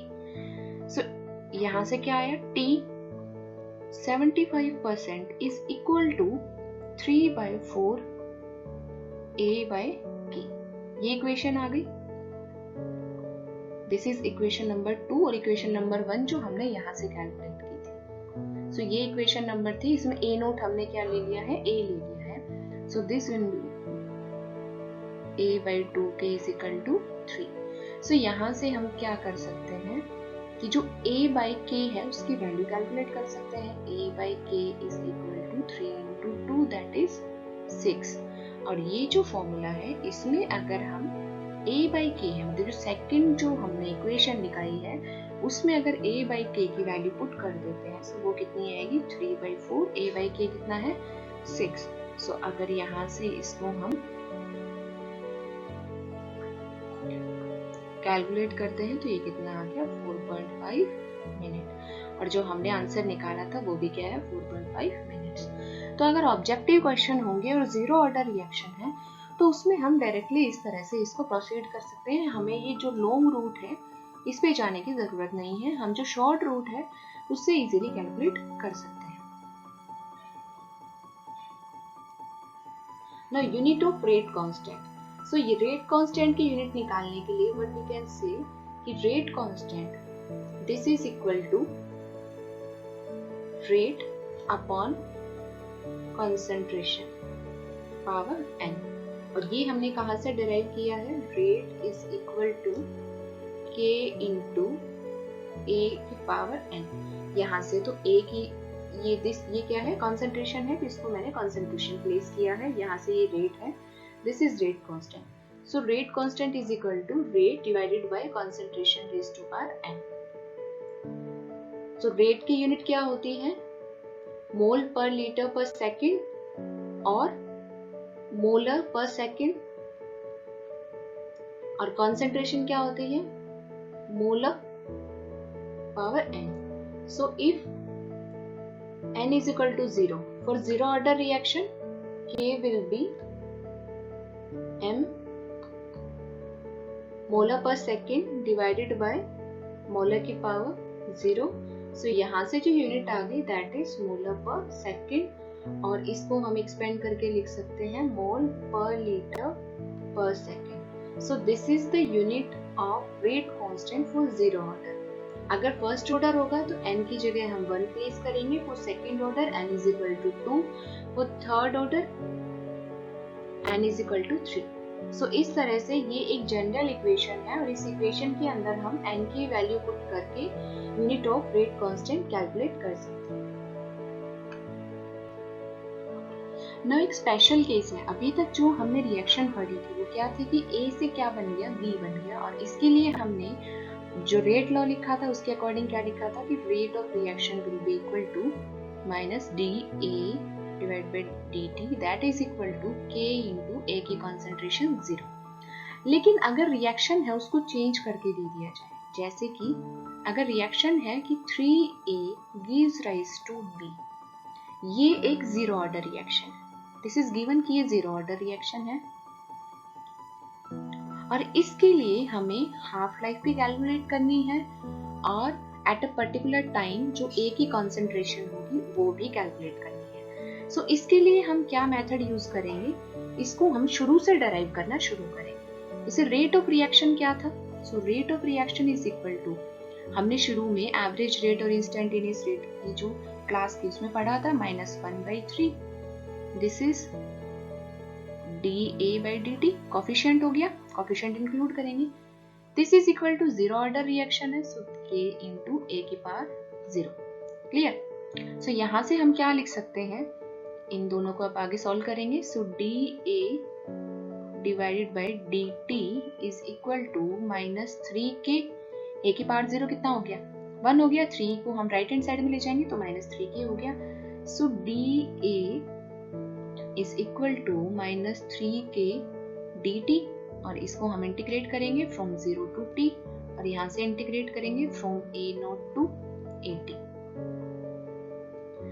Now dA का इंटीग्रेशन क्या आएगा a, सो a की हम वैल्यूज पुट करेंगे, लोअर लिमिट और अपर लिमिट, और यहाँ से -3k, यहाँ से t 0 टू t।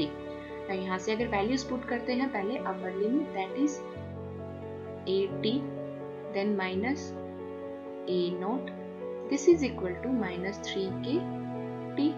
सो जो इक्वेशन है वो क्या आ गई at is equal to a0 -3k t। Clear, this is the equation. और जो हम जनरली जो इक्वेशन हमने a gives rise to p जो कैलकुलेट की थी वो क्या थी कि at is equal to a0 minus kt, जो जनरल इक्वेशन हमने डराइव की थी। लेकिन यहाँ पे क्या इक्वेशन डराइव हुई है, दिस वन। सो ये दोनों इक्वेशन में चेंज है, मतलब हम क्या बोल सकते हैं कि k ऑफ रिएक्शन जो भी हमें फाइनल रिएक्शन में लिखना होगा that will be equal to coefficient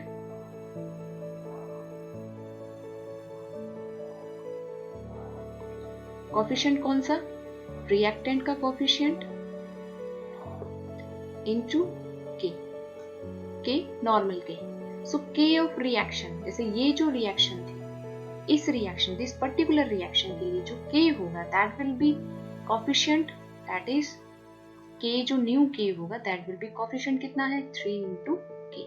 सो ये हमारा क्या हो गया, चेंज हो गया, ये हम इसमें क्या आई है मॉडिफिकेशन आई है। ना अगर इसका हाफ लाइफ कैलकुलेट करेंगे तो क्या आएगी, हमारी जो इक्वेशन है वो कैलकुलेट होके क्या आई है, AT is equal to A not minus 3KT। Half life क्या होगी, हाफ लाइफ का कॉन्सेप्ट सेम है, AT is equal to A not by 2 हो जाएगा, हाफ कंसंट्रेशन हो जाएगी, उस टाइम पे जो टाइम होगा that will be half life time. So AT की जगह A नॉट बाई 2 अगर पुट करें और this is A not minus 3KT half, इसको अगर सॉल्व करेंगे so 3KT half is equal to A not minus A not by 2, ये कितना आ गया ओवरऑल, A नॉट बाई 2 आ जाएगा, एलसीएम से जब सॉल्व करेंगे so T half that will be equal to A nought divided by 2 into 3K। Okay, so यहाँ से क्या चेंज आया है कि ये जो K था इनिशियल जो हमारे पास में 3/2 K था उसकी जगह हमने 3K लिखा है, तो इसको मैं लिख लेती हूँ कि जो ये क्या है K डैश है। सो K डैश हमने अभी निकाला था कि K dash will be equal to coefficient of reactant that is 3 और ऑफ इनिशियल जो स्टैंडर्ड जो इक्वेशन लेते हैं उसका K। सो ये क्या होगा इस क्वेश्चन के अंदर, अगर इस तरह से कोई भी क्वेश्चन आता है तो उनमें ये चेंज होगा।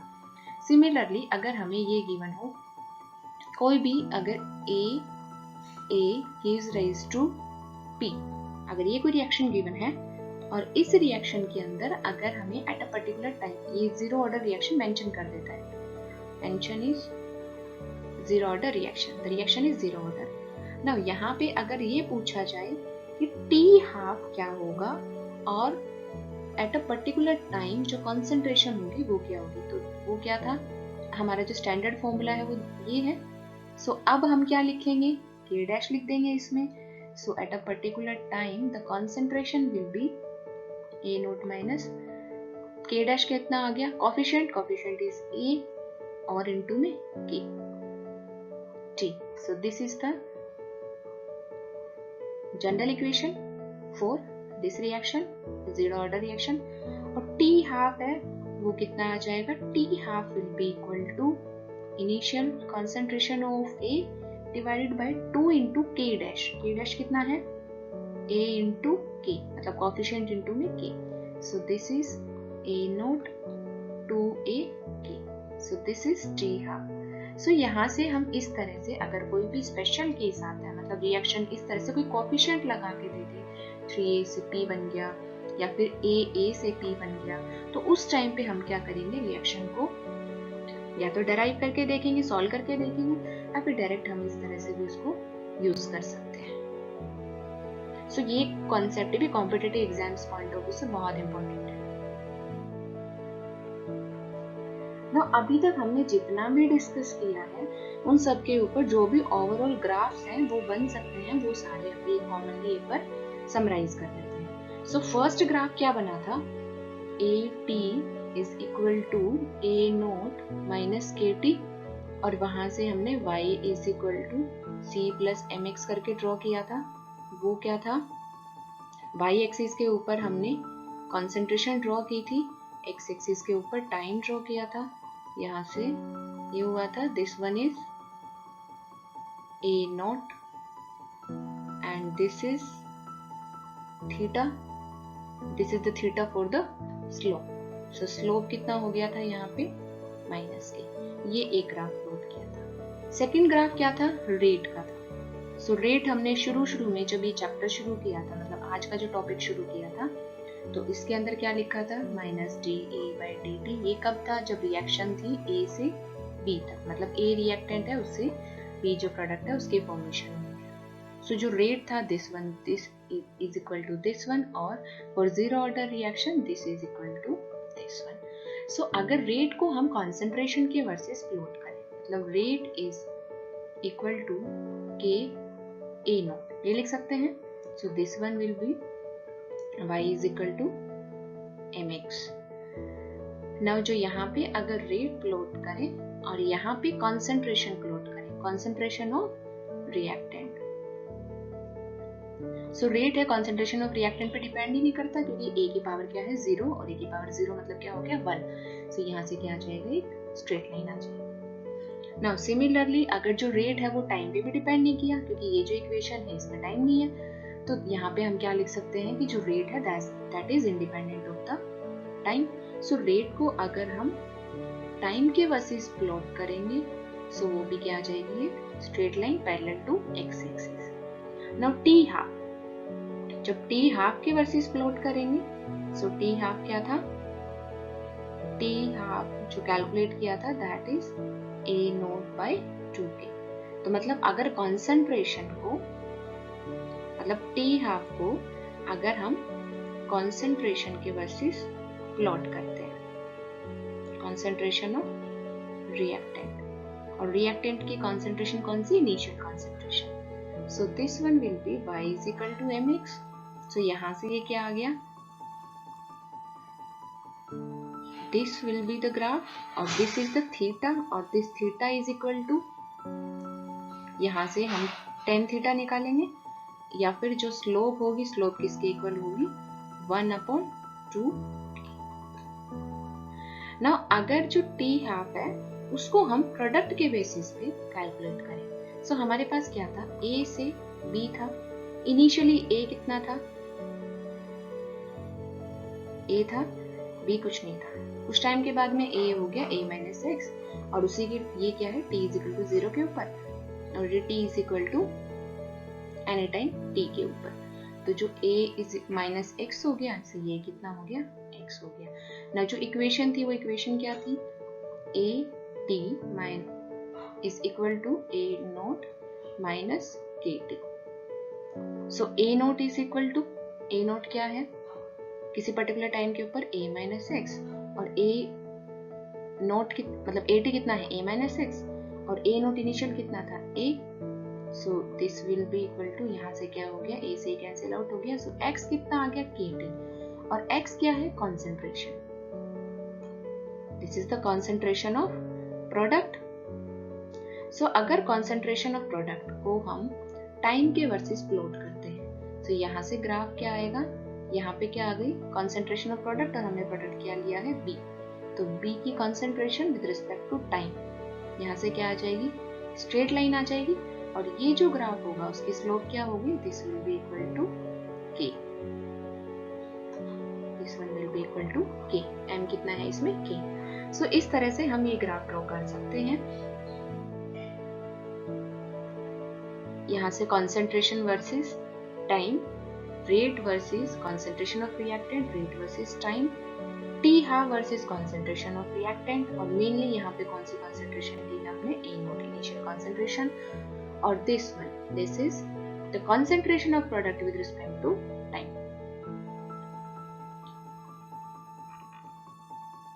Now for a zero order reaction, if the time taken for 50% completion is 2 minutes, find the time required for 70% completion of the reaction, मतलब 75% completion of the reaction।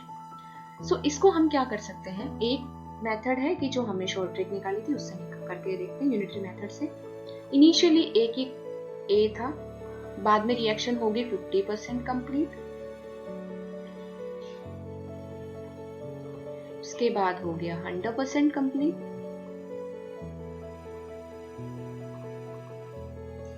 सो जब A से 50 हुआ तो टाइम कितना है, 2 मिनट्स, और हमें मालूम है कि A से जब 100 होगा तो कितना होगा, 2 मिनट्स का डबल, मतलब हो गया 4 मिनट्स। क्लियर।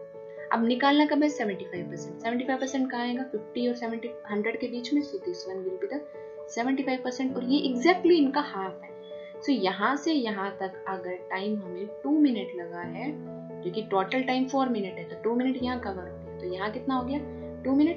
तो यहाँ से यहाँ 50% से 100% पे अगर 2 मिनट लगा है तो यहाँ से ये कितना होगा 1 मिनट यहाँ पे 75 तक, और 75 से 100 पे 1 मिनट। तो टोटल टाइम फॉर 75% कंप्लीशन कितना हो गया, पहले 50% कंप्लीशन का टाइम दैट इज 2 मिनट, उसके बाद 50 से फिर 75 दैट इज 1 मिनट। तो आंसर आ गया 3 मिनट। ये हमने आंसर ऑलरेडी निकाल लिया है। अब जो लॉन्ग रूट है, मतलब जो न्यूमेरिकल का जो हमने जो फॉर्मूला डिराइव किया था उससे सॉल्व करते हैं। So AT is equal to A0 minus KT, ये इक्वेशन थी। Now T half already given है, T हाफ का डायरेक्ट फॉर्मूला लगाते हैं, that is T half is equal to A0 minus 2T। So ये कितना गिवन है 2 minutes. Okay, so this is equation second. Now for 75% completion, 75% completion का मतलब क्या है कि AT था वो क्या है, कितना बच गया, 75% अगर कंप्लीट हो गई तो AT कितना बच गया 25%, 25% of the initial concentration. Initial concentration is A0, इसका 25% कितना होगा 25/100। सो दिस वन विल बी, यहाँ से कैंसिल आउट होगा A0/4। नाउ ये जो फॉर्मूला था AT is equal to A0 minus KT, इसमें अगर AT की वैल्यू पुट करें so this one will be A0/4, this is A0 minus KT, T is for 75% completion। now यहाँ से अगर हम सॉल्व करेंगे इसको तो क्या होगा KT 75% completion is equal to A0 minus A0/4। यहाँ से अगर एलसीएम लेंगे तो क्या आ जाएगा 4, और this one will B 4 A0 minus A0, so this one will be 3/4 A0। so यहाँ से जो T 75% completion आया वो कितना आया 3/4 A0 divided by K। ना जो हमारी इक्वेशन सेकंड थी, अब इक्वेशन सेकंड के पास जाते हैं। इक्वेशन सेकंड से हमने क्या निकाला था कि A0/K is equal to 2 into 2 that is 4।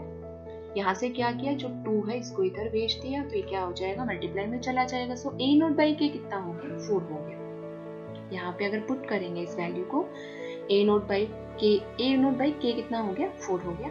ये जो वैल्यू है अगर इसको हम T75 की इक्वेशन में पुट करेंगे so this comes out to be 3/4 into 4, cancel out करेंगे सो 75% का टाइम कितना आ गया 3 मिनट्स। और ये क्या है एग्जैक्टली सेम आंसर है जो हमने ट्रिक से कैलकुलेट किया था।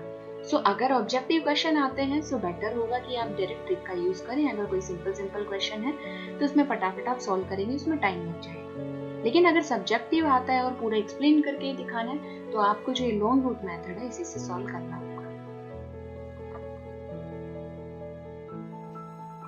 Now for the zeroth order reaction A is raised to B, ये रिएक्शन गिवन है। इनिशियल कंसंट्रेशन 100 मोलर है, बाद में कंसंट्रेशन हो गई 40 मोलर, टाइम लगा 3 मिनट्स। तो अब हाफ लाइफ कैलकुलेट करनी है। सो इसको हम एक बार ट्रिक से ट्राई करके देख लेते हैं, अगर उससे निकलता है तो बेटर है, नहीं फिर फॉर्मूला यूज करके सॉल्व करेंगे। इनिशियली 100 था, उसके बाद कितना हो गया, मतलब एट अ पर्टिकुलर टाइम कितना हो गया 40। ओके, तो यहाँ से जो टाइम लगा वो कितना है 3 मिनट्स। हमें कैलकुलेट कितना करना है जब 50 होगा, क्योंकि टी हाफ क्या हाफ लाइफ टाइम क्या होती है 50 के ऊपर। तो इसको हम यूनिटरी मेथड से भी कर सकते हैं। जैसे यहाँ से 100 से 40 गया तो इसको 3 पोर्शन में स्प्लिट कर लेते हैं। 100 से पहले गया होगा 80, 80 से फिर गया होगा 60 और फिर हो गया 40। तो ये टोटल 3 मिनट्स है, तो ये हो गया 1 मिनट, 1 मिनट और 1 मिनट। ओके, नाउ यहाँ से मतलब जो 20 की जो कंसंट्रेशन का चेंज वो कितना है 8, मतलब 1 मिनट है उसके अंदर। सो जो 50 है वो कहाँ पे आएगा 60 और 40 के बीच में आएगा यहाँ पे। तो मतलब 10 का अगर चेंज हो जाए क्योंकि हमें यहाँ पे कितना है 20 का चेंज मिल चुका है, तो इसमें क्या है, दो तो 20 के स्लॉट आ जाएंगे और एक कितना आ जाएगा 10 का स्लॉट आएगा। तो 10 के लिए क्या करेंगे, अगर 20 भी चेंज हुआ है, मतलब 100 से जब 80 हुआ तो 1 मिनट है, तो जब 100 से 90 तो जिससे 10 का चेंज होगा तो कितना होगा 0.5 मिनट। तो टोटल जो 100 से 50 जाएंगे, तो 100 से अगर 50 जाएंगे तो कैसे जाएंगे, 100 से हम पहले गए 80 पे, 80 से गए हम 60 पे, 60 से गए 50 पे, 100 से 80 गया कितना 1 मिनट, 80 से 60 गया 1 मिनट, 60 से जब 50 गया दैट वाज 0.5 मिनट। सो ये कितना हो गया total 2.5 minute. So this is T half. ठीक है, तो एक तो हमने इससे कैलकुलेट कर लिया है, एक दूसरा जो हमारा फॉर्मूला है उससे कैलकुलेट करेंगे। सो टी हाफ क्या होता है, T half is equal to initial concentration divided by 2 into k। Initial concentration कितनी है 100 डिवाइड बाय 2 into k। ये हो गई equation number 1। Now equation number second जो AT is equal to A note minus KT।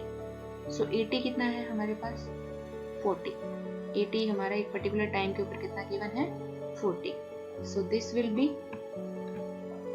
40 and A note is 100 minus K into time कितना given है 3 minutes।